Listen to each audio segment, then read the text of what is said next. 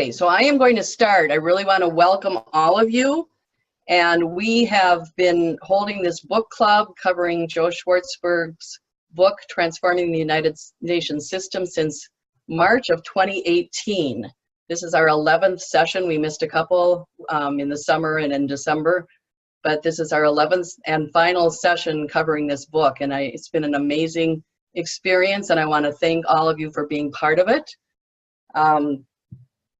As all of you know, our author, Joe Schwartzberg, passed away pretty much right in the middle of this. So really, all of you, all of us have been a part of carrying on Joe's legacy. And I know that that would be deeply meaningful to him. And so I think today's session, especially since Joe was an activist, not just an academic, is very, very important. So I wanted to first share the very first month, March 2018, after that first session, I received a lot of emails from new people who were joining the book club, sharing their thoughts and questions and things they hoped we covered in the session. And I wanted to read 3 of them in particular. I know at least one of these individuals is on the call today. David Evans, who lives somewhere in Colorado, said, "Over the last 60 years, we have seen many proposals for a more effective UN structure, but no successful proposals on how to create a more effective structure. Should we focus more on how to get there? If there are no means to get there, should we focus on alternatives to the UN?"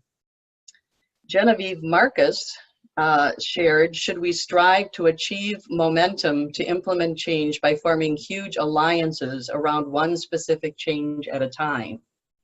And then Father Ben Ernston, who is with us today in Ohio, asked, "Are we confronting a world situation as serious as Dr. Schwartzberg describes? If we are, what can we, the participants in this book club, do about it? What is the first step or steps we can take?" So this month in particular, we're getting to, delving into those questions about what can we actually do and what should we be doing and how can we work together. And I just wanted to, in my attempt to also share here, I would like to share a quote from Joe. This was actually something he wrote for the, let me see, I'm going to minimize this here. He wrote this for the second annual report of the Workable World Trust. He said, "Recent global events have generated an attitude of despair among many activists and potential change agents. The election of a retrograde egomaniac to the position of President of the United States is arguably the most dramatic factor, but the Brexit vote in the UK, the rise of xenophobic parties and movements throughout much of Europe, violent internecine strife in many countries, widespread denial of science in respect to climate change, and a host of other developments also play important roles." He wrote that 2 years ago, but obviously it's very relevant still. Then he went on to say, "From my perspective, however, hope may be derived from the steadily mounting realization of the folly of a fear-based Trumpian worldview and the magnitude of the existential threats confronting us. They are galvanizing the opposition and causing us to think and act anew. Maybe we can now finally recognize that we are all part of a single human family, fellow travelers on a complexly interdependent and endangered planet. May we all now do our part to keep that planet livable and workable for our children, grandchildren, and many more future generations." So I thought that was beautiful, and it certainly shows that, Joe wrote this book with very deep, dense, multiple proposals for the UN system, but at the same time, he would not have felt that was valuable at all unless we do something about it. So with that, I am going to turn it over to our first speaker of the day, which will be Florencia Gore, calling in from Panama, from her hotel room. Go ahead, Flo. Thank you. Thank you so much, Nancy. Can you hear me okay? Wonderful. Okay. So I'm Florencia Gore. I am currently the Congress Chair of World Federalist Movement. I'm also part of the UN 2020 Coordination Group, and I translated Joe's book into Spanish. First of all, let me tell you that UN 2020 would not exist without the support of the Workable World Trust. And it also seems like a perfect fit for the book and for Chapter 15 as an action plan for Chapter 15. So I'm very happy to be a part of this initiative. It started as a consortium of civil society organizations that around 2017 started doing some consultations with member states and other organizations, think tanks, academia, other stakeholders on what the opportunity of the 75th anniversary of the UN could mean in terms of taking stock, talking about ways to review, renew, and even reform the United Nations system, make it fit for purpose, and address especially the attacks on multilateralism. Address the fact that the UN is under-resourced, underfunding, and that we're experiencing, like many of you know because you're based in the States, retreats, withdrawals, less funding. Let's say that even the world that we had 4 years ago when we were able to, in 2015 when there was the negotiations for the Agenda 2030 and Sustainable Development Goals, achieving the Global Compact on Migration, achieving the Paris Agreement, all those things would probably not happen today with many of the leaders around the world. So there seems to be a call, especially from small and medium states, to recommit to multilateralism. And that's where we come in and we try to use 2020 as a launching pad for reforming the UN and making it actually work for the 21st century and making it work for people. The President of the General Assembly theme this year is a people-centered United Nations and multilateralism, and that's something that we've been trying to work with. We're also talking about how all the processes and class 5 reviews going on this year and in the next 2 years, how they need to look for synergies among each other, how things need to connect better, how the UN needs to stop working in silos and needs to stop all this overlap of projects.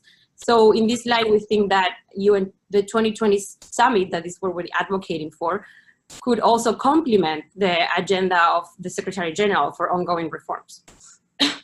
So like I said, we started with consultations and we've come a long way, and right now there is an intergovernmental process that was called from the President of the General Assembly, and it's being co-facilitated by the permanent representatives of Iceland and Singapore. And they're currently discussing the theme, the date, the level, and what the outcome could be of a 2020 summit. At least we hope that the level would be a summit. After that, after this negotiation that just started informally between all member states, there's supposed to be a longer process of discussion on the content of a political declaration if it is decided that a political declaration is the outcome of a 2020 summit. And for us, of course, as civil society, the key here is what the participation of civil society is going to be if there is to be a 2020 summit, probably at the high level week in September, although a possibility would also be the 24th of October, which would be the official date. As I said, we aim for a summit, and we're also exploring how to set up an NGO forum that would, we think, formalize the participation of civil society, as we hope 2020. We had started thinking of 2020 as this summit to discuss UN reform, but now we're being more realistic as to set it up as a launching pad for the reforms to come. So we think that an NGO forum would sort of like set us for the work ahead and for the follow-up. And in this, we're basing ourselves in previous experiences. For example, the Millennium Summit in 2000 had an NGO forum. And the way that this came along was that the General Assembly encouraged the Secretary General to consult with NGOs. So an NGO forum officially was called from the General Assembly. And then they had a meeting in June previous to the Millennium Summit in September, and the outcome document of that meeting was circulated as an official UN document. So that for us is right now a goal, and we are calling on member states to speak at these intergovernmental discussions co-facilitated at the UN to suggest something like this could be a good model. Like I said, the President of General Assembly, Maria Fernanda Espinosa Garces, has been kind of a champion so far for our cause, calling on this intergovernmental process, saying that 2020 is not just an anniversary for flowers and for doing a toast, but it's an opportunity to develop a new narrative on multilateralism, to dissuade those attacking it and to convince everyone about the value of the UN. There is a general feeling at the UN and from member states that we need to, they acknowledge the failure in the UN communications of achievements and how that's a priority to make people understand why the UN is important and why we need it. So not only the President of the General Assembly and the next President of the General Assembly, which is most likely to be Nigeria, are very involved and very much supportive of this initiative, but also the Secretary General just named his Assistant Secretary General for Strategic Coordination, Fabricio Hochschild, the Special Envoy for the 75th anniversary. So they are both convinced that we need to involve civil society, but also that we need to hear from the youth and what kind of UN they want for the next 25 years. What we've been doing as a civil society sort of loose organization is first of all collaborate with as many other organizations and think tanks out there that we can. We have a very, very special collaboration with Together First, but I'll let Maja explain what Together First is about right after. We've been focusing on getting a little bit outside of the New York bubble, so to speak, because of course it's very easy, is where we have the most resources and people that can always be meeting with other NGOs and meeting with member states, and it's proven very useful. But now we're doing this effort to start national and regional consultations. We've started approaching ministers of foreign affairs in different countries, and we've started trying to be present as UN 2020 and Together First. We started to be at many side events and conferences, so to make these links between what the 75th anniversary can mean for other processes and reviews. For example, I was in Buenos Aires for the high-level conference on South-South cooperation, and we had a side event trying to understand this relationship between multilateralism and South-South cooperation, what kind of institutional infrastructure needs to be improved within the UN to make South-South cooperation stronger. We had some colleagues at the International Civil Society Week last week in Belgrade presenting a bus session on how to transform the UN in the 21st century. We're going to have a side event at the upcoming PrepCom for the Non-Proliferation Treaty.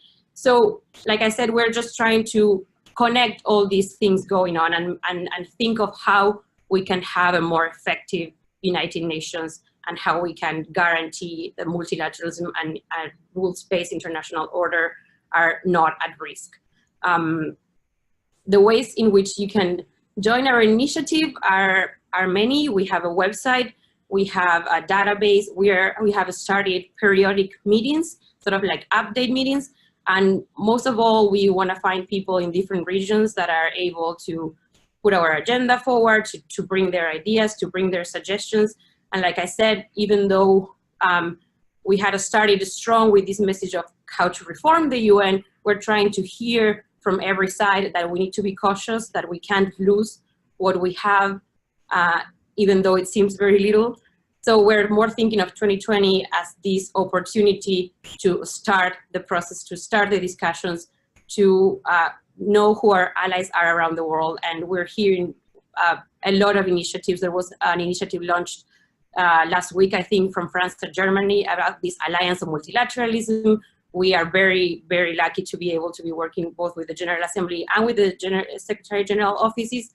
So these recent developments have been very positive, and we are very optimistic. And right now, we would love to hear your input on if you have any experience on the NGO forum, if you've been part of any NGO forums at the UN, or if you think you can help with advocacy in your region, you can just be in touch with me. Fergus Watt is the coordinator of the campaign. He's also the executive director of WFM Canada and the chair of the executive committee of WFM.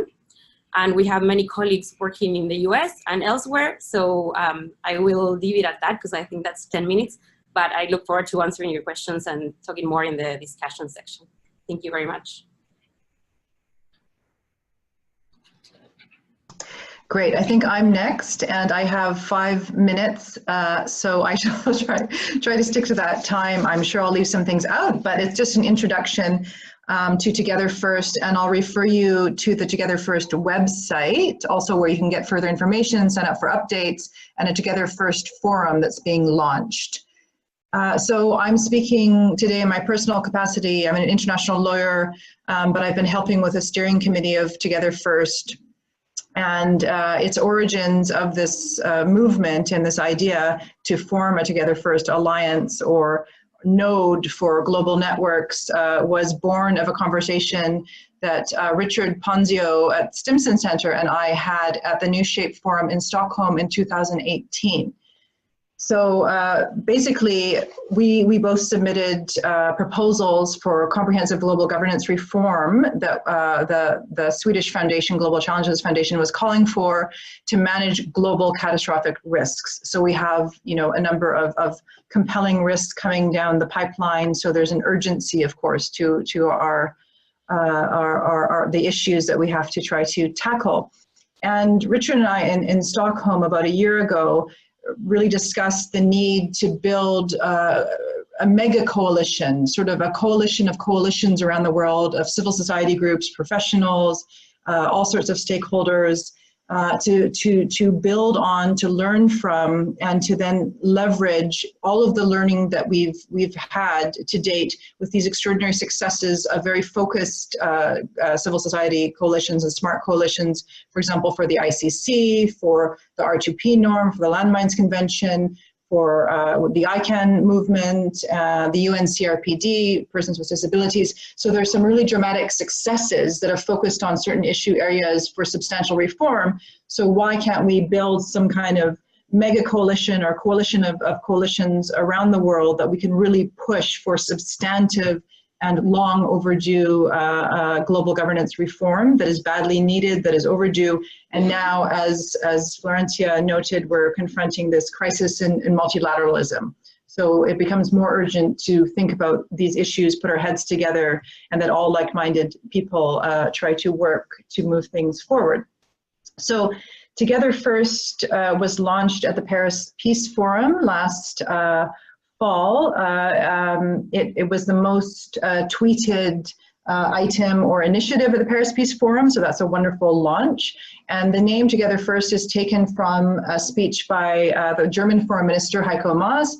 And of course, we've heard, Florencia, you mentioned this wonderful new initiative of the French and German foreign ministers in support of multilateralism. So hopefully there can indeed be excellent smart coalition synergies of global civil society, of youth, of professional networks around the world, of like-minded states to really affirm, to protect what we have, but then to lay the groundwork for substantial reforms and targeted reforms, incremental reforms, and then more big ticket items, which many citizens around the world are also ready for. We have the retrenchment of nationalism, but we have also many more people engaged in international affairs, and youth in particular, who understand the need and how climate change in particular is threatening their future.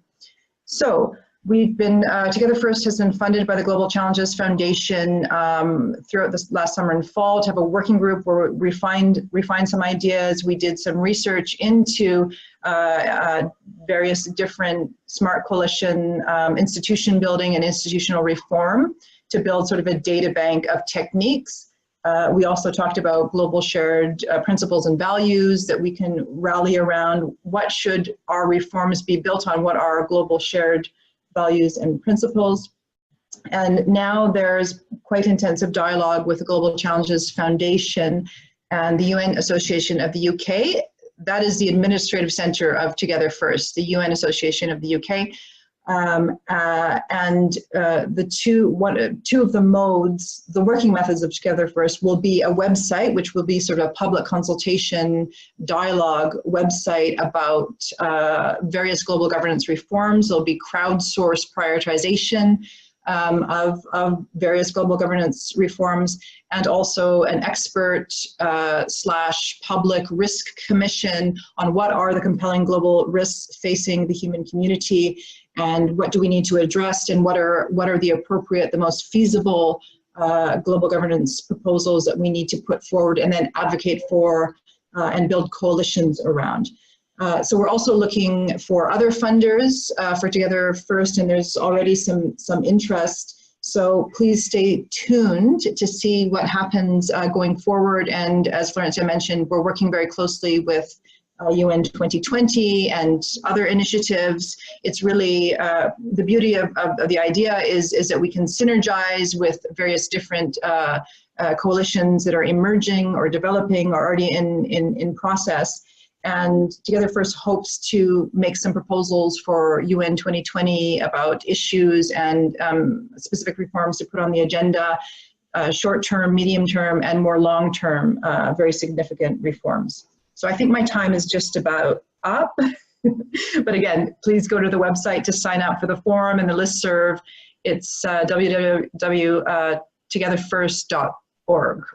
Thank you.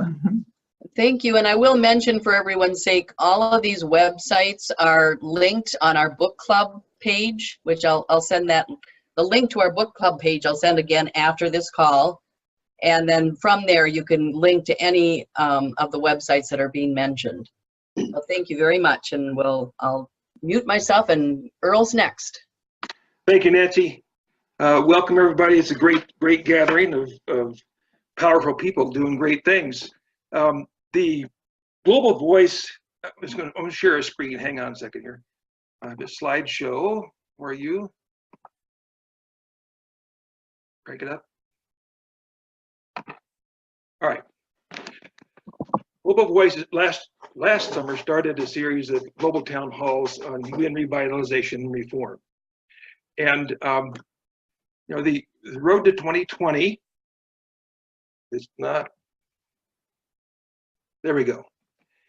Is both a long road and a short road in terms of how time collapses when there are urgent reforms that are needed. And this slide indicates we're looking for help from all well-intended sources because it's a huge challenge that we have.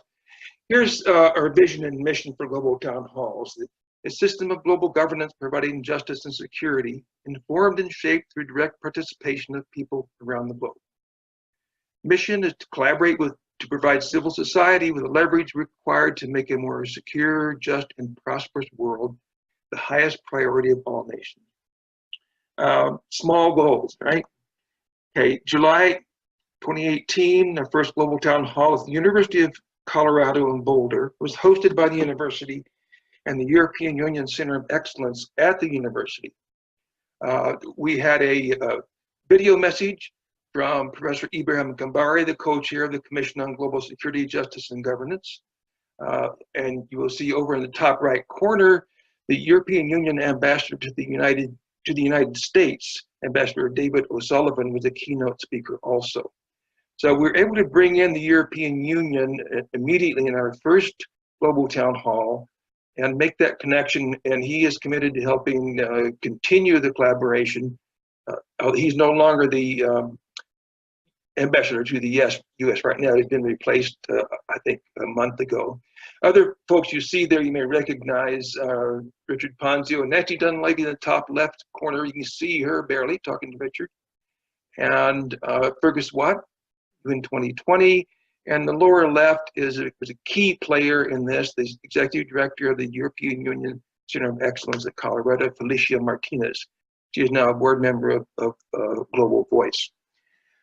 So that opening global town hall kind of helped us test the waters. What people needed to talk about was urgent for them, and it became very clear, even almost a year ago, that climate change was the big topic.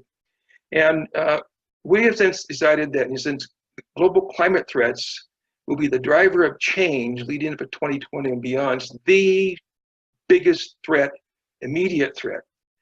And we can use this to promote global governance improvement, because you've got climate solutions all over the place. Fabulous. If you coordinate them somehow, put them in a framework somehow so they're all complementing each other, then that's where the solution to the climate crisis lies. So what we decided to do is make the Common Home of Humanity initiative as our primary program going into 2020. This is a nonprofit organization coming out of the University of Portugal, and its framework is that the Earth system needs to be legally recognized as an intangible global common which spans across and beyond the national territories of states. Only by recognizing it in its indivisible entirety is it possible to achieve effective environmental laws and management systems. So this initiative is science-based. It looks at the 9 global boundaries that have been established. Climate, the global emissions of carbon is the commonly known boundary, and of course we know 350 parts per million is the established boundary beyond which we're in the red zone and we're in great danger. I won't go into this in much more detail, but I urge you to take a look at commonhomeofhumanity.org. It's interesting, it's a little bit complex, but it is a system that will provide for every member state of the UN to be monitored annually for where they are against those 9 planetary boundaries. That will result in possible financial incentives being provided for that nation to improve its approach, say, in green energy. If they don't have the resources themselves, it could result in financial penalties being levied if a nation like the United States, for example, is pushing against many of those global boundaries and not attempting to do anything about it. So I'll leave you with that, and just show you there's a zillion images out recently too, showing that we do not have a good global environmental governance system. This is not a really a just and secure way to live, and this is happening not only in Bangladesh, but in the Midwest of the United States in recent floods. And we all know it's going to get worse more rapidly than predicted. So again, to emphasize, that is why we are focusing on climate as the driver of change. I want to just emphasize that we have great people at the UN to work with. They're very serious about this, as you know. It refers to the Climate Summit, September 23rd. And the President of the General Assembly, has appointed folks to put together the theme, date, and modalities of the 75th anniversary, meaning that there may well be some substantive dialogues and negotiations between now and September 2020 around actual reform options. Okay, that's a landmark moment. So what's next for us? September 19 through 20, we go to the University of Pittsburgh at the EU Center of Excellence there for a global town hall. And they are having a global town hall called Paving the Road to Reform, Climate Change and Sustainable Development. On the 19th, they will have a town hall for high school and college students to get their voices out. On the 20th, there will be a full-day town hall with keynote speakers, some of whom will come in from also having spoken at the July event last year. We'll bring in the founder and director general of the Common Home of Humanity to speak, Paulo Mihalis, and a number of us from Global Voice will be there. We urge you to look into this. We thank the Workable World Trust for helping fund the startup of this. We hope Nancy will be there also. And then in spring of 2020, again, from the good work of Nancy at the Workable World Trust, it will be a Minneapolis Global Town Hall put together by Global Minnesota and the Workable World Trust. No date set yet, but those are the next 2 confirmed events. There may be others. We'll see. We have to just, I don't want to put anything out there that's not confirmed right now. These are the partner organizations of Global Voice working on the global town halls for UN renewal, innovation, and reform. The Colorado European Union Center of Excellence, upper right corner, the UN Parliamentary Simply Campaign, Workable World Trust, Citizens for Global Solutions, World Federalist Movement, and Global Voice, and We the World. So I'm going to leave it at that. That's the overview. Again, take a look at the Common Home of Humanity website and check it out. I think it's really very, very timely and important. Thank you. And Earl, while you unshare your screen, let me just mention that all of the global town halls will be live streamed. So actually any of us anywhere in the world can participate in any of them. Thank you for reminding me. Thank you. Yes. So Hans. Yeah, hello everybody. Thank you. So I'm Hans Leandra from Sweden. Sorry about my English; it might be a little rusty. I've been a long-term peace activist involved in the Swedish Fellowship of Reconciliation for a long time, and now I'm working as a Lutheran minister in the Church of Sweden. And on my free time, I work a lot with Democracy Without Borders. We have a Swedish branch here, and I'm on the board. And our work focus mainly on the UNPA campaign, the United Nations Parliamentary Assembly. We see that as a possible way to to create a UN reform. I'm grateful for this book club. I actually followed you. I didn't participate in the meetings, but I have looked at the videos, and I think it's a great job. So I would like to thank you for that. I hope more people get to see it. And I see when you look at these videos, it's interesting to see the differences in how you want to reform the UN or transform it. And the question arises then how to agree on a common path, or what to promote. And I don't know, to me it seems that the United Nations Parliamentary Assembly is really a forum for such deliberations, on how to create a UN reform. And that's why I think it's a natural first step. It could be, created as a subsidiary body to the General Assembly, and in that way you have this body where these discussions can take place in a transparent and democratic way. So that's our work mainly. Now the Global Week of Action is my theme now, and Global Week of Action for a World Parliament.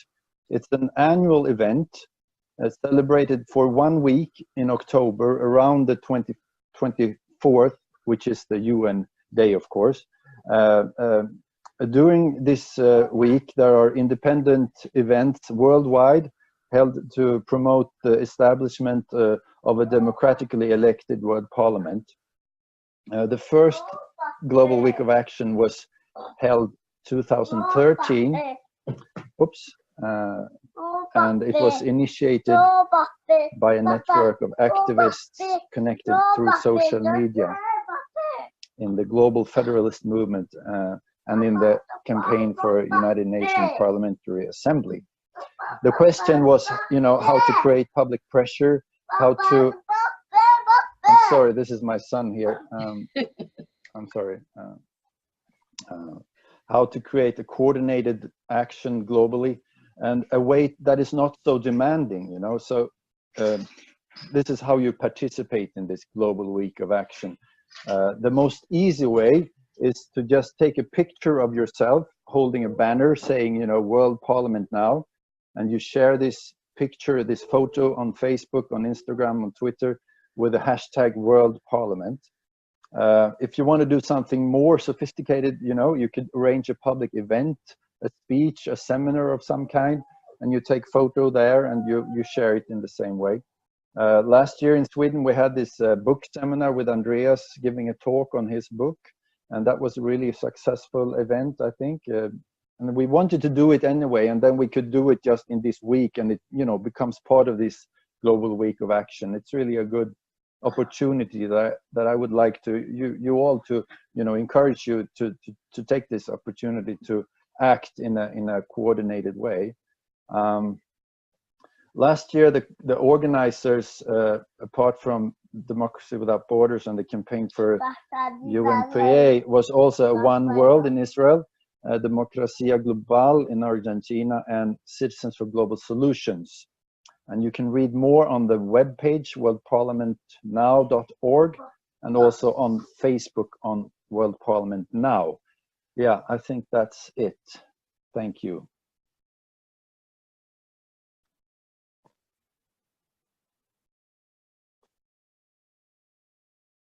Okay, so I'm next. So I'll go into my portion here and share the screen.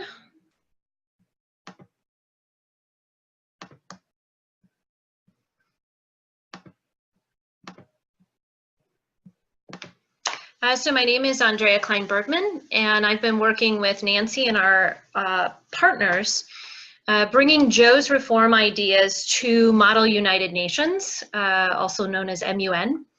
And so I'm just going to talk a little bit about why. So we have already with Model UN, these are engaged, politically savvy youth that are already in these conferences around the world that are taking these reform ideas. And so this is our idea to implement these reform ideas with the youth. And this, I'm sorry, my slideshow is just going automatically, so I apologize for that. So this is a quote from Felipe Rivero. We were able to take this, we first focused on Security Council reform with Joe's ideas, to the Mexico City International Conference this past spring. And as this quote implies, it was extremely successful. And so we have a lot of lessons learned that we were able to gather from it. And so the hope is that we can take this globally to other MUN conferences. And I think what's interesting, I hear a lot of speakers talking about youth. And so with this idea, bringing it to Model UN, we have this pipeline of youth that are already engaged in global politics, in reform ideas after they've been introduced to this. And it would be so fantastic to take this engaged youth and create this pipeline so that they can carry this message forward with action. So a little bit about the who and what. So the conference that we did this beta test with, because really we don't know how Joe's reform ideas are going to play out. And what's so perfect about using Model UN is that we have this controlled environment where we can see how it works. Because for those of you that don't know, Model UN is, these students are engaged and they are representing their countries, and they have to simulate exactly what goes on in the United Nations. The International Conference in Mexico City is multi-day. It is with high school students. So what we were able to do very successfully is they got to run their committee in Security Council as traditional committee. And then they ran an entire day with the reform committee. And so Joe's reform ideas, so every single member state is represented by regions. There is weighted voting. There is no more veto power. And so that eliminates this catering to the P5 political hindrance that happens with the Security Council. So then after they had an entire day of reform committee, they went into voting in the reform method, and they also did the traditional. And just it was the most, in the years that I've been doing Model UN, it is the most engaged I've ever seen these students. I've never seen collaboration on this level before. And their resolution that they had been working on for the past 3 days under the reform voting passed unanimously. And then when they switched back to traditional voting, they immediately went back into the same political frustrations that we see in the UN.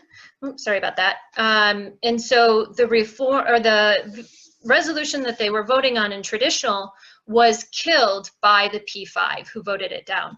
So we got to immediately see the effects of that.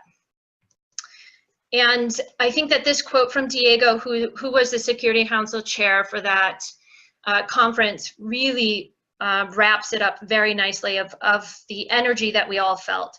So they were putting regional interests first, they were putting human rights first, and then they were thinking as a region how to solve the problem instead of the usual politics that come into play. So the three things that we had the lessons learned in the hopes of scaling this up and bringing this to other Model UN conferences were that we created these pre-conference modules, 5 of them. I worked with Nancy, and then we have our other partners to create these.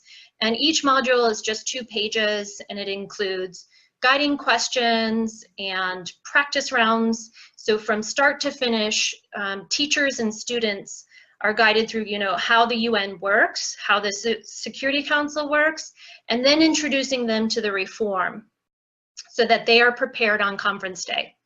The second thing that was really interesting was the introduction prior to starting the reform committee. So the dais, the people who are running the committee, and the behind-the-scenes staff, they give this really in-depth presentation to introduce, so all the students were on the same page.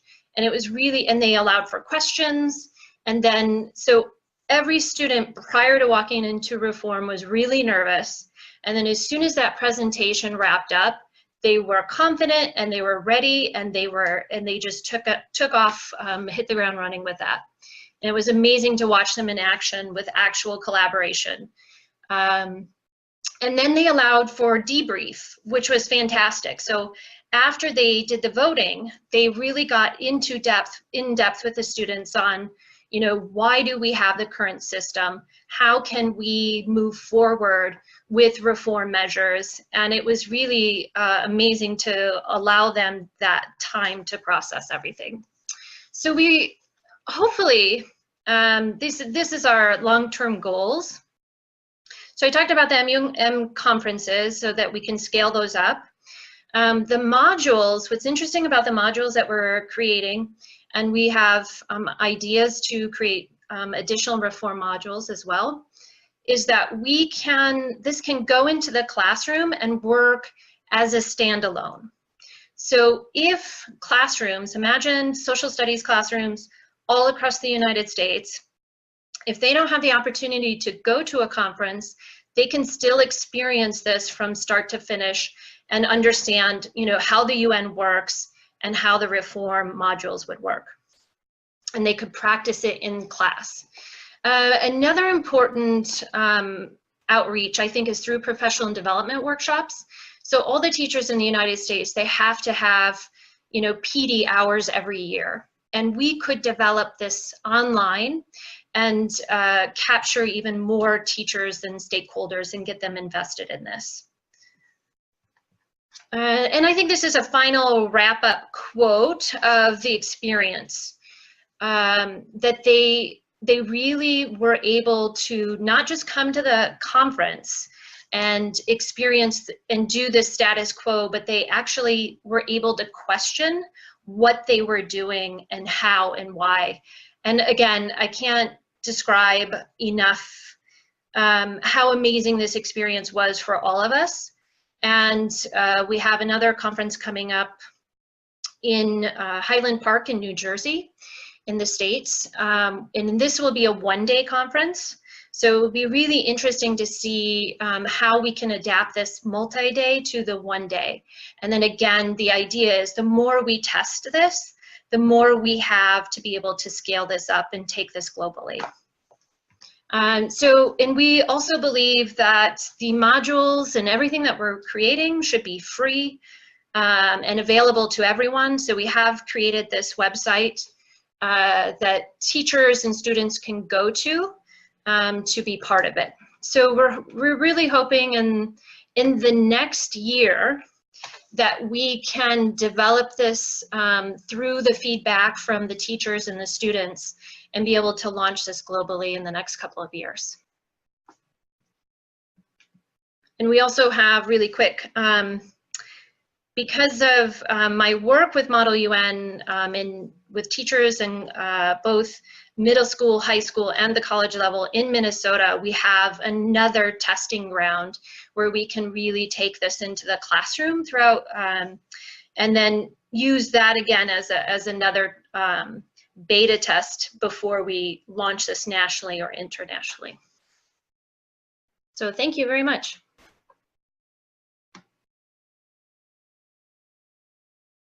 Okay, I guess I'm up talking about Vincennes. So I'm Nick Christie. I'm a member of the World Federalist Movement of Canada, where I sit on our board of directors, and I am a member of the executive committee of the World Federalist Movement. I'm the chair of the Policy Review Committee, but I've also been involved with the Vincennes Committee for the last couple of years. And what we do is we are responsible for sending the international outside of Europe contingent of participants to Vincennes. Now, for those who don't know, the Vincennes seminar is a week-long seminar that's held at the beginning of every September in Little Island in the Mediterranean, just off the coast from Naples. The history of the island is one of being used actually as an island for exile, going all the way back to the Roman Empire. And during the reign of Mussolini, it is where socialists, communists, and disruptive thinkers were all exiled and worked together to create the manifesto, the Vincennes Manifesto, which in and of itself is the framework for the European Union. I mean, it really is the philosophical heart of the whole project that is the European Union. The format of the week is there's an international seminar as well as a national seminar. The national seminar is comprised of 100 high school and university students from within Italy. The international seminar is 30 Jeffers from around the continent, as well as 10 participants from outside of Europe. Those are the ones that are selected by the World Federalist Movement, and they're sent there through the support of the World Federalist Movement in partnership with the Workable World Trust. So Joe's generous support has been allowing us to make sure that we have a stronger presence there and actually play a larger role in the planning and administration of that seminar. So it's been quite useful over the last couple of years in making it less of a European and more of a globally focused event. Basically what it is it's a chance for workshops, lectures, debate groups, working groups amongst young activists, mostly from Europe, and the Jeffers there are phenomenally well organized and incredibly active in their day-to-day campaigns on the ground. And what we do with sending our international participants is allow them to engage and learn in a direct way, learn strategies for networking, strategies for outreach, strategies for social media campaigns. And that's the formal aspect. The informal aspect is actually the socializing and networking itself, which is, I would say, the stronger and more important part of the event. It means that during the week, through meals and times at the beaches and shared hotel rooms, we're all talking to each other about the future of the world and what a global community needs to be, needs to look like. And our participation there, when I say ours, I would say the participation of the 10 non-European participants and usually 3 or 4 dedicated non-European speakers. We're there to try and push the thinking of European Union supporters to look at federalism beyond Europe as well, because Europe cannot solve Europe's problems. All these problems end up being global when pushed to the logical extremes. When we look at globalization, minority rights, migrant rights, of course, climate change, the nuclear threat, all of these are issues that cannot be solved nationally or even supranationally within regions. They are ultimately global and part of the world human challenge.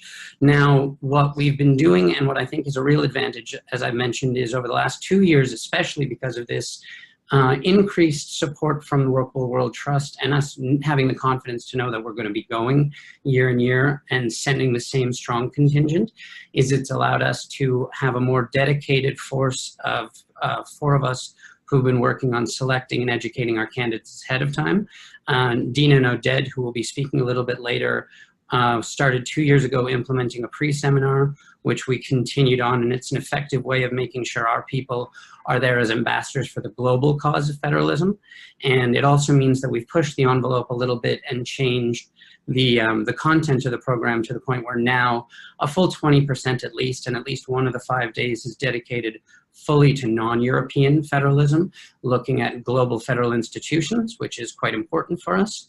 And what it's also done is it's a chance for us to increase awareness of world federalism in regions around the world where we do not necessarily have strong member organizations, by bringing people from those countries and educating them with us. So last year we had great success with candidates from Pakistan, representatives from Turkey and Yemen, as well as at the same time, it's a great chance for us to strengthen the involvement and reward the participation and dedication of our young activists within our member organizations and our associate organizations, whether it be from Argentina or Canada or, One World has sent people, India has sent regularly.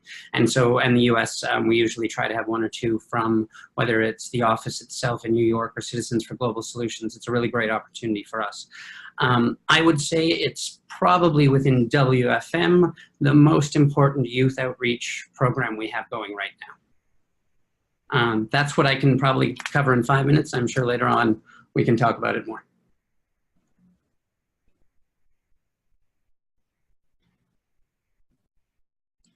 Okay, I think we're next. I'm Dena Freeman, and this is Oded, and we're from One World in Israel. Can you hear us okay? Nancy, yeah, okay, great. So we're now working with the support of Workable World Trust on making an online course on global democracy and justice.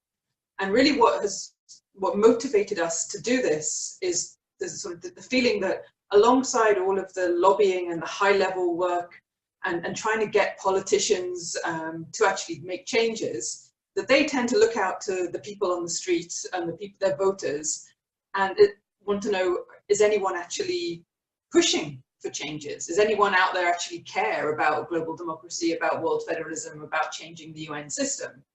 And at the moment, if they look out there, they see that not really very many people care. So what our kind of overall vision is to really sort of spread the message, if you like, and get people thinking. And like our ultimate goal in some number of years, would be that the issues of global democracy and world federalism is something that everyone's heard of. Whether they agree or disagree, it's known that, there are articles in newspapers about it. There's TV programs, radio programs. It's part of general consciousness. And so a very first step of that, we thought, was to create an online course, which really will introduce people to the issues and to the problems of the current system, and and then to get people thinking about, well, how could it change, and then how can I be involved in making that change? So we've just started working on that. We're sort of a few months into probably like a year or 14 months project, and we have an overview. So what we're imagining, what we're sort of planning for our course will be 8 sessions, 8 modules, with another, well, let's start this way. It could be run 2 different ways. This is how we want to run the course. On the one hand, it will be an online course where anyone, anywhere in the world, can log onto their computer and sit at home and take the course. That would be one sort of pathway. And a second pathway would be to use this as a teaching resource that basically anyone, but initially the member organizations, the associate organizations within WFM and elsewhere, but if someone wants to run a course, a face-to-face course kind of that meets every week in a room, but hasn't got the time to actually sort of work out and write all the lectures, that they will be able to use these lectures to run the course themselves. And this is basically because our experience was initially to run a face-to-face course like this. We've done this for 2 years now in Tel Aviv as a kind of experiment, with like 15 to 20 students each time. Maybe 2/3 of them have been university students, either at undergraduate or master's level, and then or PhD level, a few, and then another 1/3 of them were just regular folk of all different ages. And we've had really, really good experience with that. Really got people kind of interested and thinking through things and motivated to get involved. And so we also think that there's a huge benefit of the actual group dynamic. So we want to create this course in a way that people can actually use it to make this sort of face-to-face course as well. So there'll be 8 modules, and how we're thinking about that is each module will have 3 video lectures of roughly 15 to 20 minutes.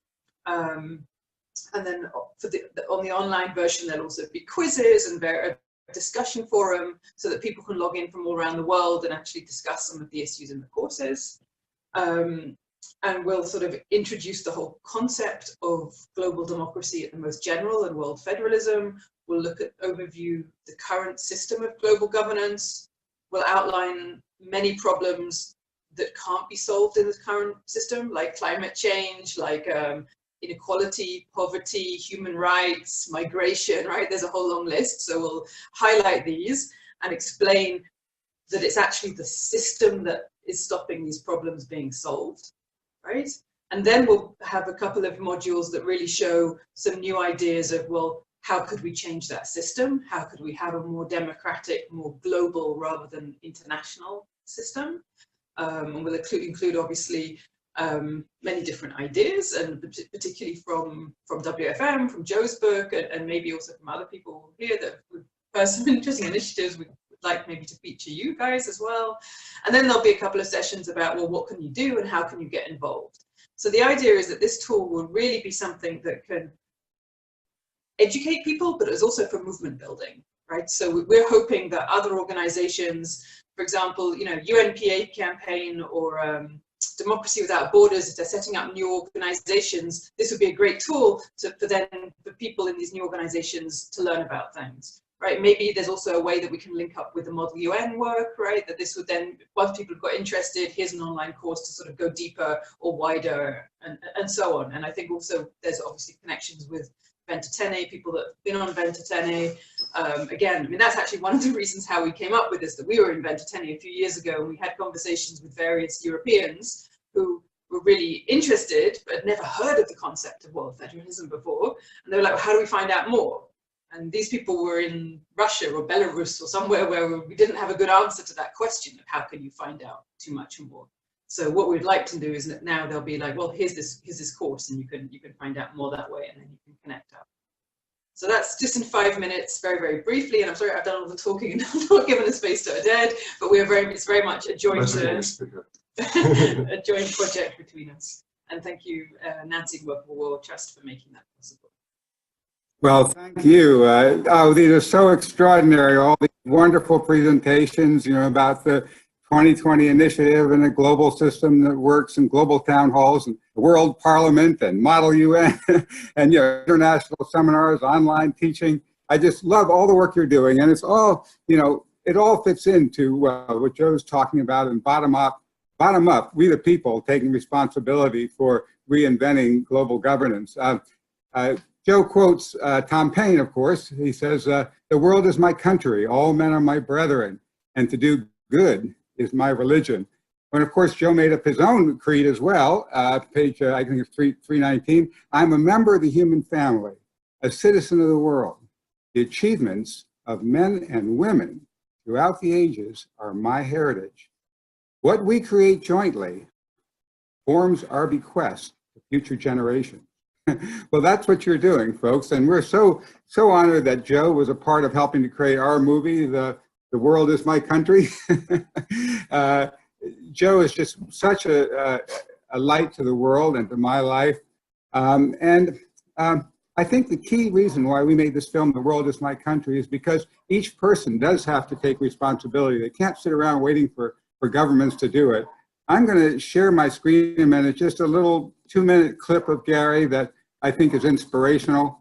And we'll start with that, and then we'll continue with the rest of a few comments about our movie, The World is My Country. Let me just play this here a second. Can you see that?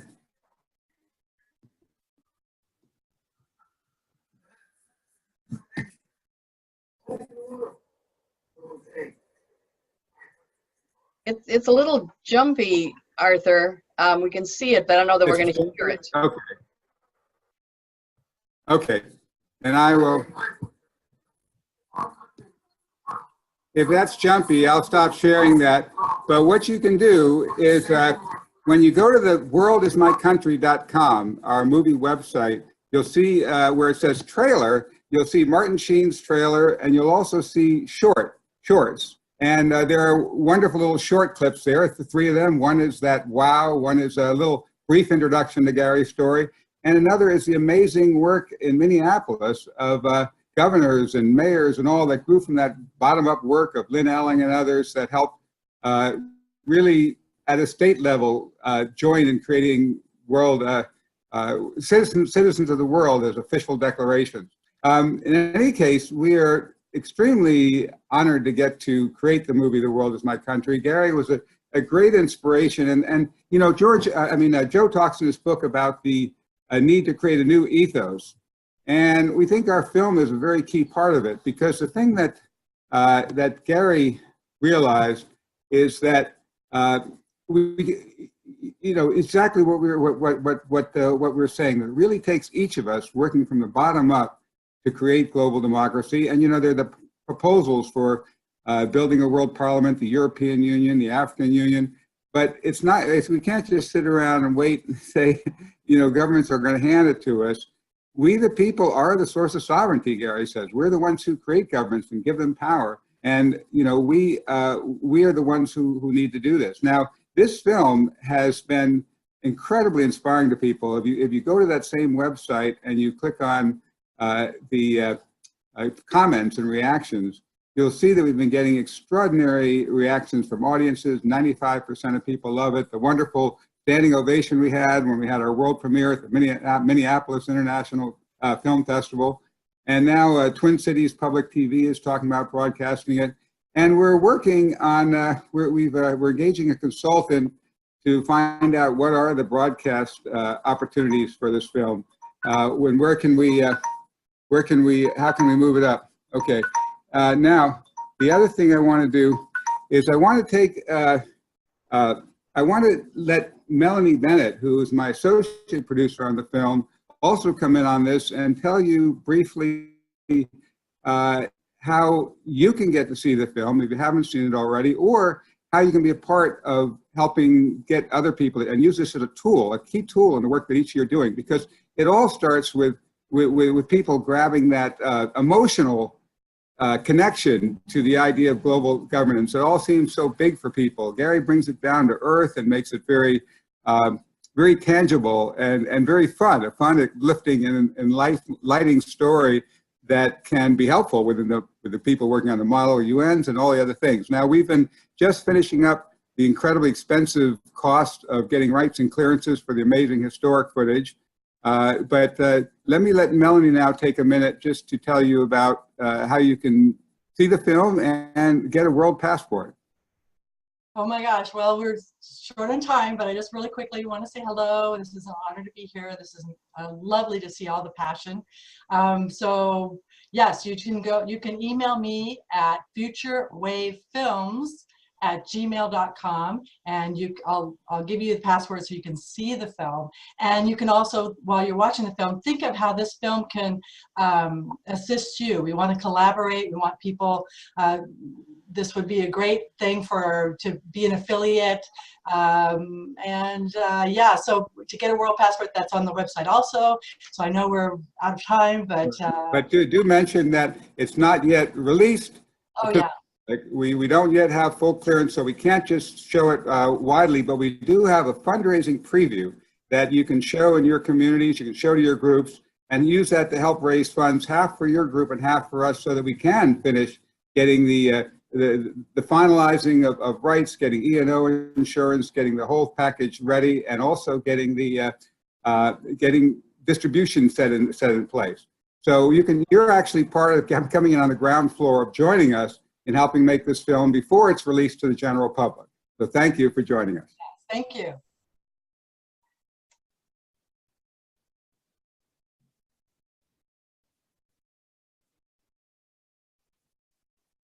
Bob, you're muted.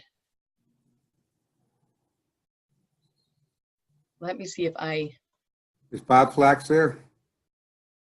He's there. He's okay. Mute. There we go. How's it now? Okay. Too many buttons on these newfangled things, but I guess I'm the cleanup batter, or whatever they call the person who goes last. So my name is Bob Flax. I am on the board of Citizens for Global Solutions and head of the strategy committee. And I want to first just thank Nancy for doing this. I mean, it's always wonderful to be with members of your own tribe. But what I'm particularly excited about with this is I'm seeing people in my tribe that I didn't even know were there. So a number of new faces and all. So So thank you, Nancy, for that. And also, it would be hard to miss, you know, that how much Joe has made this happen, and his support and his, you know, his life's work. So I just want to thank him as well. So as you may know, and I'll get into the slides in just a moment, that you know, Citizens for Global Solutions has gone through a few difficult years. But luckily, the good news is we've come out the other side and very strongly promoting both multilateralism and ultimately a world federation. So as part of that, we've gone through what's called a theory of change planning process to which resulted in initially 8, and now we have 10 programs. So I'm going to push another weird button or two and get over to the slides, and let's see which one that is. That's this one. Okay, and then share. It helps when I narrate and say it out loud. So, okay, great. So, okay, play from start. Okay, there we go. So sometimes the voice and the image are not coordinated. So Nancy, let me know if my speaking comes before the picture, and I'll slow down. So, okay, so, well, let me just say, for those of you who aren't familiar with the theory of change, give you a little bit of background.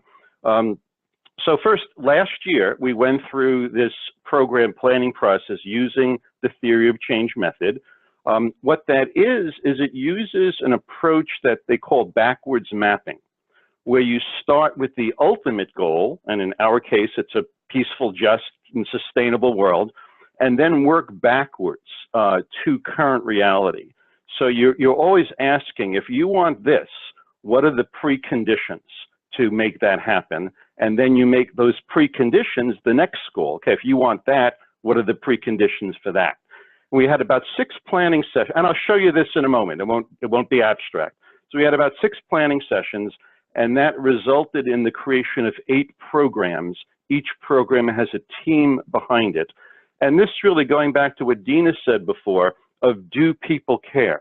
This is about really reaching into the current situation to energize people to have them care.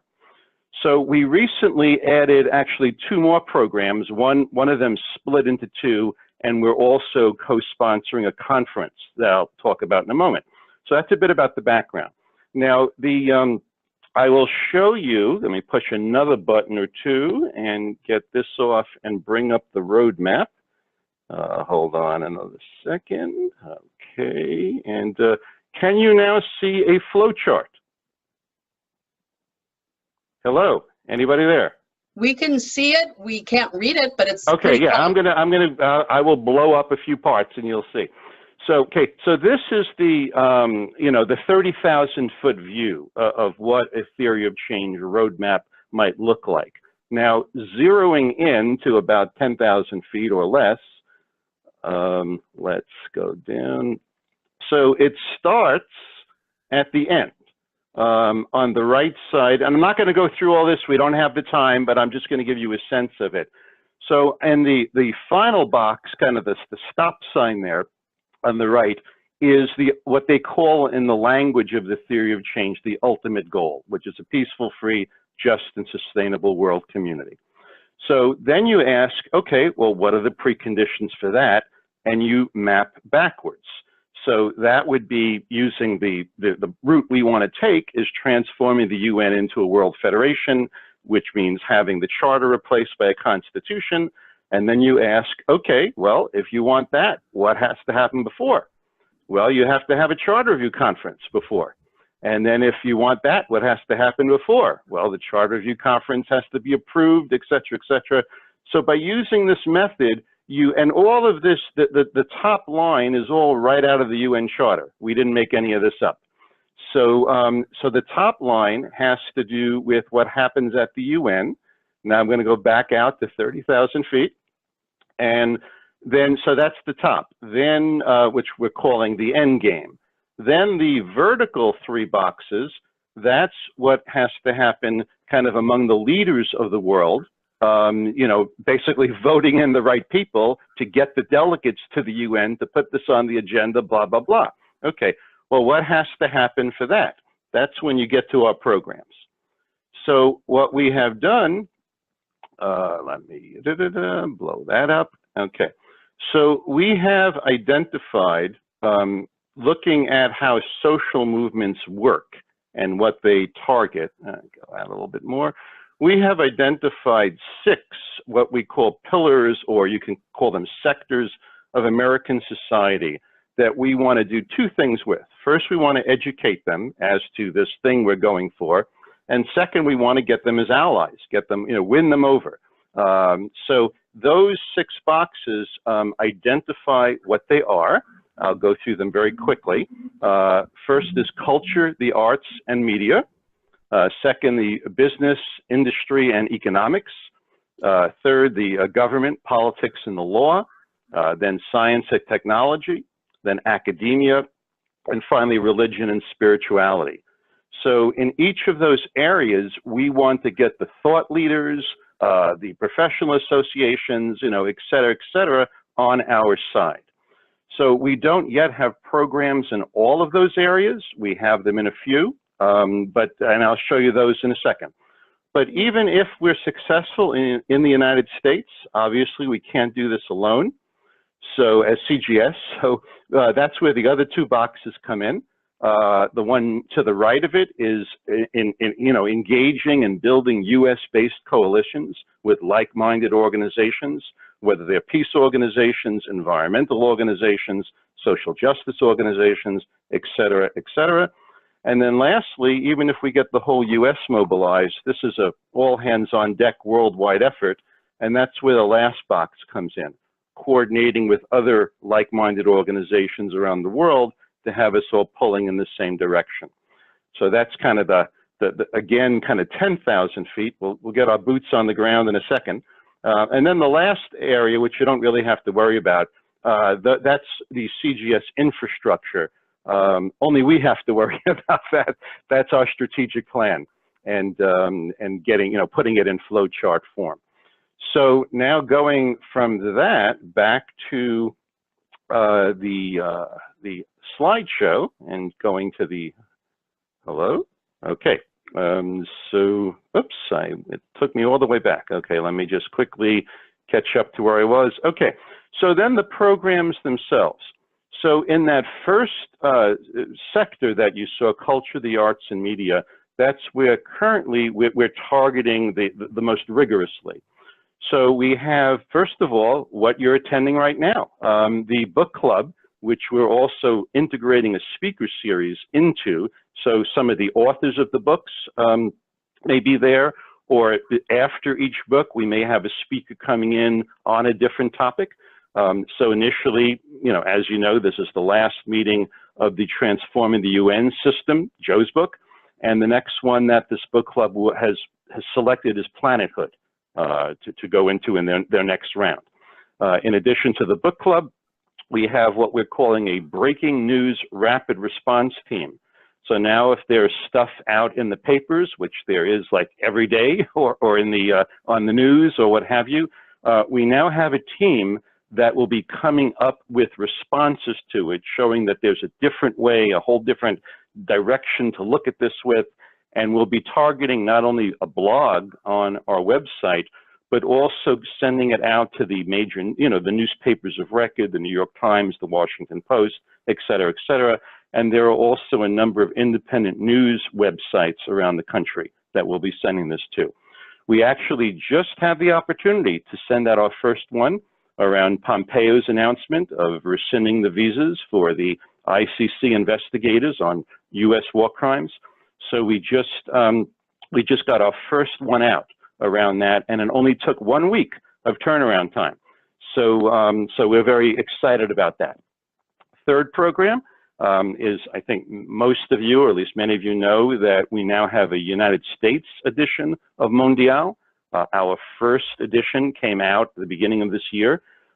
We basically do what the Canadians are doing. We take the core, usually about 16 pages of it, and add about 4 pages of U.S.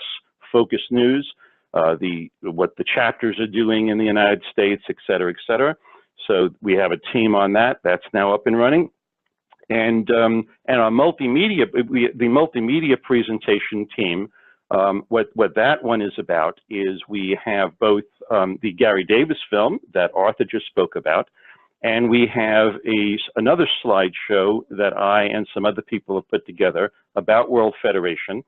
And that particular, so we were looking at how to package that and bring that around the country.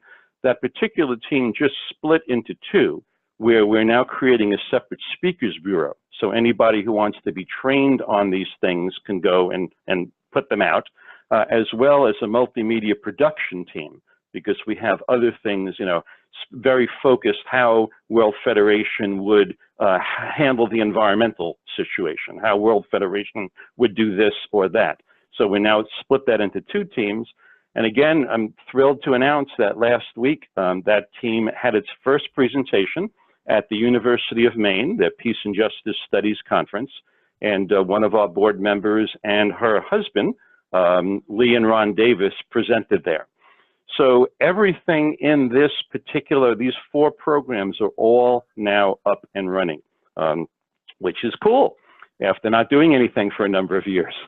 So, so that's the programs. In terms of academia, targeting that area, you've just heard about the Model UN Plus, so that's one big effort we're doing in collaboration with the Workable World Trust. And then, oh, and also, a number of you may know there are other, you know, quote, model things that have been tried around the world in various times in various places. We're talking about it, nothing's planned now, but some people have tried to do model UN Charter Review conferences, and other people, different organizations, have done model world parliaments. So those are 2 things kind of out in the distance that we could consider later. In addition to that, we have a separate team that is trying to outreach to our natural audience, the Peace Studies programs. There are roughly 400 of them throughout the United States and Canada. And we have, you know, we have 2 things there. One is what I already mentioned at the University of Maine to their program, but the Peace and Justice Studies Association, which is all of those programs, they are having their next annual meeting in Winnipeg in October. Citizens for Global Solutions is putting in 2 proposals. One, to do the slideshow on World Federation, and I'll be putting that one in. And the other is to show the Gary Davis film, and David Gallup, and hopefully if we can Skype you know, Arthur as well, they'll be presenting that one. So, so yeah, so that will be there. And that will be an entree into all of the 400 programs, because then we'll be outreaching to them saying that, hey, we presented at the annual conference, would you like us to come to your program as well? And then it's in brackets here because it's not an official CGS program, but I'm currently finishing the end of the first semester of teaching a course in global governance and democratic world federation at the place where I teach, Saybrook University. And I have to say, it's been really exciting. I mean, the students in it all want to go out and do internships and get involved and all, so I'm thrilled about that. So, and so moving on, in the area of religion and spirituality, we have a team that is outreaching to religious and spiritual communities.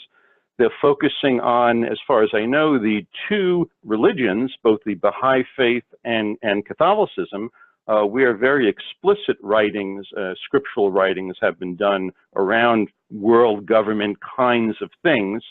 So, so yeah, so they'll be doing presentations and outreaching to various religious and spiritual communities.